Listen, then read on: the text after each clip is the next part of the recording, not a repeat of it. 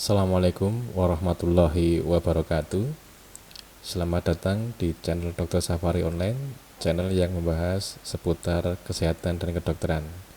Kali ini kita akan bahas mengenai apakah masih diperlukan social distancing itu di era new normal. Kenapa ini topik ini saya angkat ya? Nah, ini latar belakangnya. Ya. Jadi nanti yang isi pembahasan itu adalah adanya kita membahas dampak sosialnya. Ternyata social distancing itu efeknya juga ada ya, dampak buruknya ya. Kemudian ada kontroversi di social distancing ini, dan nanti kita sampaikan fakta-fakta penelitian. Nah, ini adalah dasar kenapa topik ini kita angkat ya.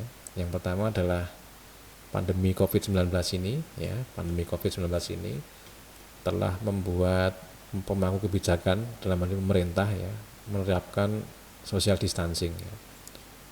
Di beberapa tempat namanya physical distancing ya. Sebenarnya ini maknanya sama ya, pembatasan sosial atau jaga jarak ya, yang intinya itu adalah pokoknya jangan bergerombol, jarak antar orang itu minimal 1 meter ya, itu yang disampaikan selama ini. Kenapa begitu? Ya karena memang COVID-19 ini belum ada vaksinnya, belum ada obatnya yang memang betul-betul ampuh untuk memberantas COVID-19 ini. Nah, sehingga karena dia menular lewat droplet, lewat udara, lewat fekal oral ya. Nah, maka diperlukan social distancing ini ya. Tapi muncul pertanyaan ya, apakah benar penularan COVID-19 ini dihambat dengan social distancing ya? Ya, kemudian apakah masih diperlukan social distancing ini di era new normal ya?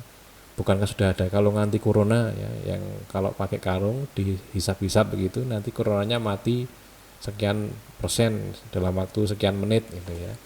Kalau sekian menit lagi nanti matinya sekian persen ya. Nah, kalau sudah ada kalung mengapa harus pakai social distancing ya? Nah, ini perlu kita angkat ya, karena sudah ada pertanyaan-pertanyaan tentang ini, selentingan-selentingan tentang ini. Kalau misalnya sudah ada kalung anti corona ngapain harus social distancing ya? Ngapain harus pakai masker ya? Nah, itu nanti yang melatar belakangi ya, dan insya Allah kita akan bahas tentang itu ya. Kemudian jika memang harus social distancing misalnya, terus sampai kapan ya? Sampai kapan kita tetap melakukan social distancing, jaga jarak, hindari kerumunan ini? Nah, itu nanti yang kita bahas. Yang pertama, dampak social distancing ya. Kita kan melakukan social distancing itu kan tujuannya agar tidak sakit ya. Kalau tidak sakit kan risiko kematian karena sakitnya itu kan berarti tidak ada ya. Nah, tapi nyatanya social distancing ini punya efek yang buruk ya. Apa itu ya? Menyebabkan berkurangnya pendapatan ya. Kita bisa melihat di mana-mana mengeluh sepi ya, warung sepi, pasar sepi, mal sepi, dan semua lini ekonomi sepi ya. Kemudian ada orang yang kehilangan pekerjaan ya, kita lihat di televisi itu banyak yang di PHK, banyak yang dirumahkan ya.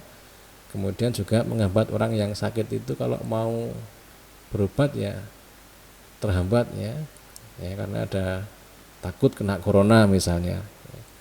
Kemudian social distancing ini ternyata juga mengganggu kesehatan masyarakat sebagai akibat dari isolasi sosial ya. Ya, karena dia cuma di rumah saja ya, kesehatan jiwanya mulai terganggu ya. Ada yang stres, ada yang cemas ya, ada yang suntuk ya, ada yang ya, ada lagi kalau di rumah umumnya aktivitas fisiknya kurang ya. Ini justru memberikan dampak yang buruk ya. Walaupun sebenarnya ini bisa dicegah dengan kalau kita aktif di rumah ya, misalnya olahraga di rumah ya misalnya. Nah, dampak social distancing itu yang tadi disebutkan itu dirasakan oleh semua pihak, terutama oleh kelompok masyarakat yang rentan seperti misalnya tunawisma ya. Kalau kita lihat di televisi itu ya, betapa kasihan sekali ya yang tunawisma sudah kehilangan mata pencarian, tidak punya rumah gitu ya. Nah, kemudian orang-orang tua ya, dan orang yang banyak dengan penyakit kronis ini, kelompok-kelompok rentan yang bisa terdampak berat oleh social distancing ini. Nah, sehingga mempertanyakan kita sebenarnya apakah diperlukan social distancing ini ya. Nah, apalagi muncul kontroversi mana yang benar ya. Social distancing itu kan ada yang mengatakan menurut WHO dan diterapkan di Singapura dan Hong Kong ya, anjurannya jaga jarak minimal 1 meter. Di Australia menganjurkan 1,5 meter. Di Amerika menganjurkan 1,8 ya, meter ya, yang sebanding dengan 6 kaki.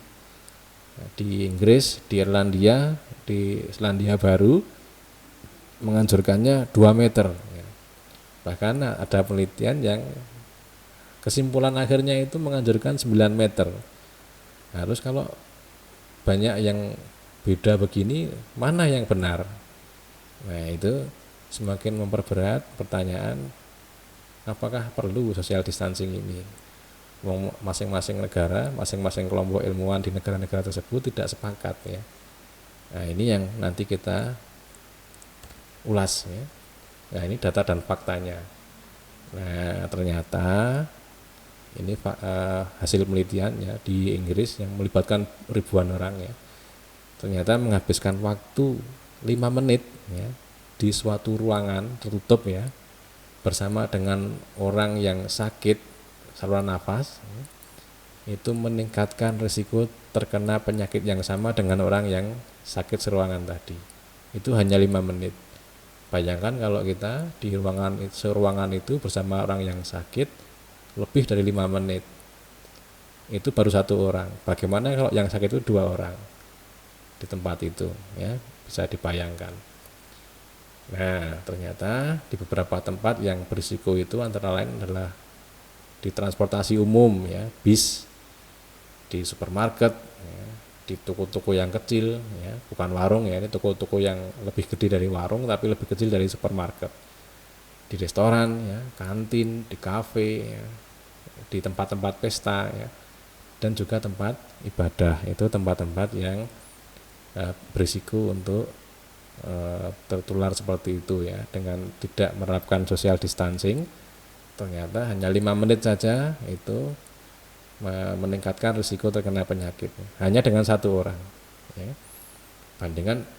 Bayangkan jika orangnya itu banyak dan kita berdiam di situ seruangan dengan waktu yang cukup lama ya.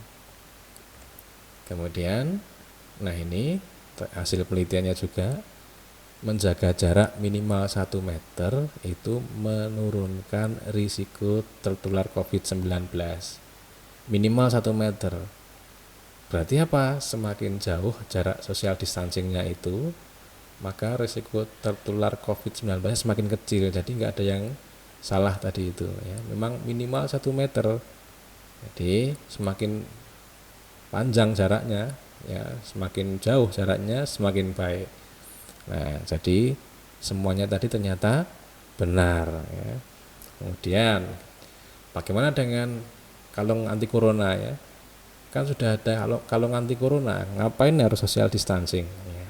Ya, ini ternyata belum ada bukti ilmiah bahwa kalung anti corona itu mampu membunuh virus corona atau menghambat replikasi virus corona pada manusia ya.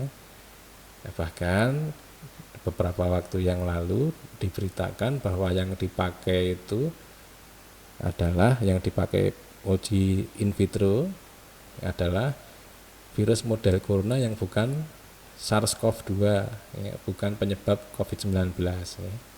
Dan juga yang dipakai adalah virus influenza ya. Sehingga tetap wajib social distancing ya, meskipun sudah ada klaim bahwa ada kalung anti corona.